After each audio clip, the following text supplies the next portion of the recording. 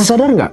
Mungkin masalah terbesar generasi kita bukan kemiskinan, bukan pengangguran, bahkan bukan polarisasi politik, tapi kemarahan. Karena coba kita lihat aja, sekarang semua orang di sekitar kita sebenarnya mahasiswa marah, netizen marah, politisi marah, influencer marah, bahkan orang yang nggak tahu masalahnya pun juga ikut marah, dan itu gak jelas, sumpah. Dan yang lebih aneh, semakin marah seseorang, semakin banyak yang mendengarkan. Semakin keras suaranya, semakin viral. Semakin emosional, semakin juga ramai. Seolah-olah di zaman sekarang tuh, marah bukan lagi reaksi, tapi justru adalah sebuah strategi. Lihat media sosial, ada satu kebijakan muncul, belum selesai dibahas, udah ada yang marah. Satu potongan video muncul, belum tahu konteksnya, sudah ada yang marah. Satu orang berbeda pendapat, belum selesai bicara, udah dianggap musuh. Dan akhirnya, gue mulai bertanya, ini emang karena generasi kita yang peduli? Atau jangan-jangan kita udah kecanduan marah? Karena nih ya, kalau dipikir-pikir, banyak dari kita tuh yang sebenarnya tidak sedang mencari jawaban, melainkan kita tuh hanya sedang mencari sesuatu untuk dilawan. Dan mungkin itulah kenapa hari ini kita tidak akan membahas soal demonstrasi, tidak akan juga membahas soal pemerintah, tidak akan membahas soal kelompok tertentu. Tapi di sini kita juga akan membahas sesuatu yang lebih dekat, lebih pribadi, dan mungkin lebih mengkhawatirkan, yaitu kenapa generasi yang paling terhubung dalam sejarahnya justru menjadi generasi yang paling mudah tersulut emosinya kita. Sebenarnya marah itu normal, bahkan kadang kita perlu marah. Kalau misalnya ada ketidakadilan, ya kita harus marah. Kalau ada penyalahgunaan kekuasaan, ya kita harus marah. Kalau ada sesuatu yang salah, ya kita harus marah. Tapi masalahnya, kenapa sekarang hampir semua percakapan selalu berakhir dengan yang namanya kemarahan? Kenapa kritik berubah menjadi penghinaan? Kenapa diskusi berubah menjadi pemaksaan? Kenapa dialog dianggap kelemahan? Dan kenapa orang yang paling tenang justru sering dianggap tidak peduli?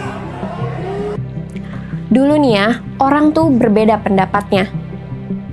Sekarang orang juga berbeda kubu, dan ketika seseorang sudah dianggap kubu yang berbeda, apapun yang dia katakan tuh dianggap salah.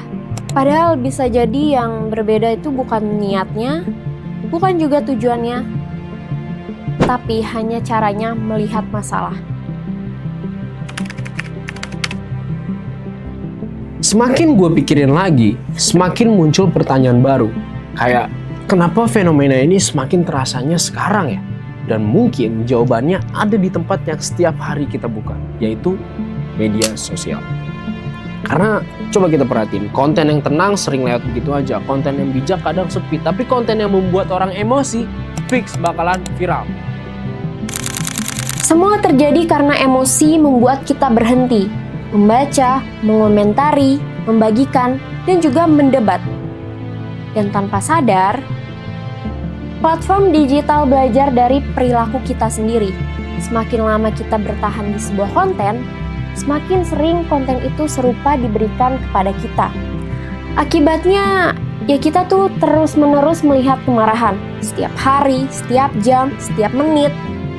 Sampai akhirnya kita merasa seluruh dunia tuh sedang terbakar.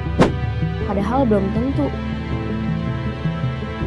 Dalam hal ini yang berubah tuh bukan hanya dunia, tapi cara kita melihat dunia tuh seperti apa. Lalu ada hal lain yang lebih menarik, yaitu ketika kritik menjadi identitas. Semakin keras, semakin viral, semakin tajam, semakin banyak followers lu. Lama-kelamaan kemarahan bukan lagi sekedar reaksi, tapi menjadi identitas. Sekali lagi, ini bukan berarti kritik itu salah ya. Justru kritik itu sangat penting. Karena tanpa kritik tidak ada perbaikan, tanpa kritik tidak ada pengawasan, tanpa kritik demokrasi tidak akan sehat. Tapi ingat, kritik yang sehat punya tujuan, yaitu memperbaiki. Bukan sekedar mempermalukan, bukan sekedar menjatuhkan, dan bukan sekedar mencari tepuk tangan dari orang yang sudah sepakat. Lalu, bagaimana sih dengan mahasiswa yang turun ke jalan kemarin? Bukankah itu juga bentuk kemarahan? Iya, tentu mereka marah dan tidak ada yang salah dengan itu. Dalam banyak momen sejarah, perubahan besar lahir dari keberanian orang-orang yang bersuara, termasuk mahasiswa. Jadi masalahnya bukan demonstrasinya. Bukan. Demonstrasi adalah bagian dari demokrasi. Kritik adalah bagian dari demokrasi. Perbedaan pendapat juga bagian dari demokrasi. Yang menjadi masalah adalah ketika kita mulai percaya bahwa kemarahan adalah satu-satunya cara memperjuangkan perubahan. Karena kemarahan adalah alarm, bukan solusi. Alarm memberitahu bahwa ada masalah. Tapi untuk menyelesaikan masalah, kita tetap membutuhkan data, pemikiran, dialog, dan kemauan untuk mendengar. Kalau semua pihak hanya ingin berbicara, siapa yang akan mendengar? Kalau semua pihak hanya ingin menang, siapa yang akan mencari jalan keluarnya? Mungkin inilah masalah terbesar generasi kita. Bukan karena kita terlalu kritis, bukan karena kita terlalu peduli. Justru itu adalah sebaliknya. Mungkin kita peduli, mungkin kita ingin perubahan, mungkin kita juga ingin keadaan tuh menjadi lebih baik. Tapi di saat yang sama semuanya, kita tuh mulai kehilangan satu kemampuan yang sangat penting. Kemampuan mendengar orang yang tidak setuju dengan kita sendiri. Karena hari ini banyak orang menganggap mendengar berarti mengalah. Padahal tidak. Mendengar bukan berarti kita setuju. Mendengar berarti memahami. Dan tanpa pemahaman, yang tersisa hanyalah prasangka. Tanpa pemahaman, yang tersisa hanyalah kebisingan.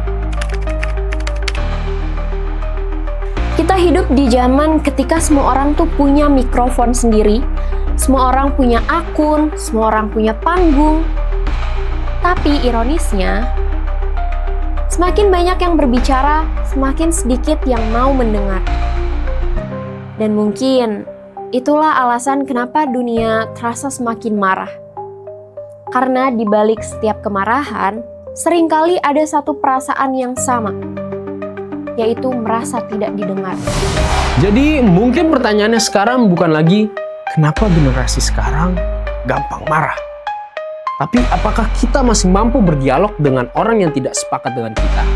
Karena perubahan tidak lahir dari suara yang paling keras, melainkan dari keberanian untuk mendengar. Karena demokrasi itu bukan hanya tentang kebebasan berbicara, tetapi juga tentang kesediaan untuk mendengarkan.